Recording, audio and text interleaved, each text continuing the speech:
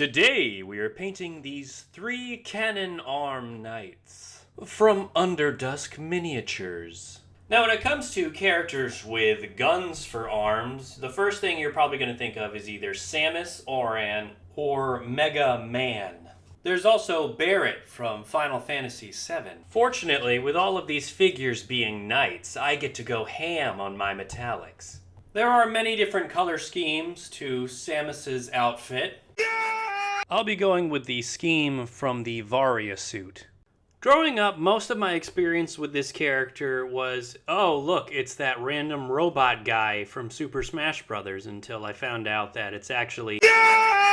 And then I got the Steelbook Metroid Prime trilogy for the Wii. This is apparently a cult classic back in its heyday, and by cult I mean Heaven's Gate because it's not very good.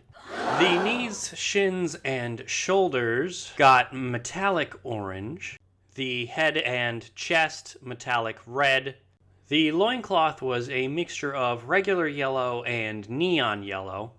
For the arm cannon, I used some metallic green dulled out with some metallic gray. The thighs and the arm thighs got copper.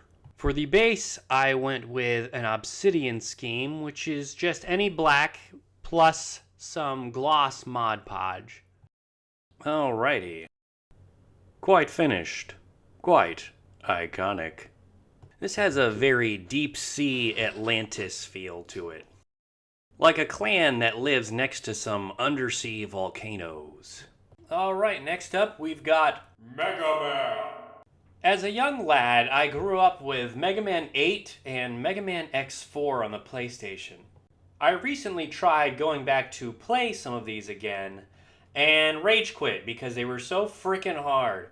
I feel it was a lot easier to muscle through these games when 5 days out of your week were taken away by schooling. And 2 hours every Sunday.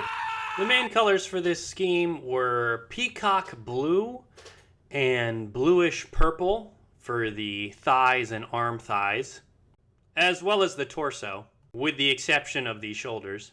The loincloth got that standard shitty red.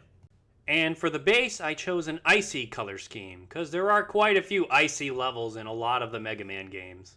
It just needed some white as a base coat, with some dark blue wash, and some gloss Mod Podge for a little sheen. Alright, pretty much all of these are going to look some kind of Atlantean, but this one gives you a deep sea, frosty feel. Alright, next up we've got Barret. Now, I don't know much about Barret.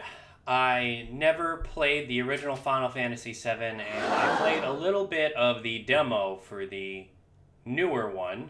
All I remember is he was that cool dude with the gun arm from Advent Children.